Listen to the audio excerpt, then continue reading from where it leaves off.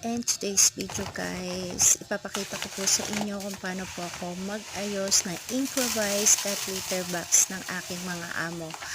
Opo, tama po kayo ng narinig, improvised dahil planggana lamang po ang aking gamit at hindi po ako nakabili ng cat litter box dahil mahal ito, hindi po sapat para ako'y makabili. Kaya planggana ang ginamit ko at ito na nga ay sinasalin ko na ang premium cat litter na lemon sense na aking nabili kahapon.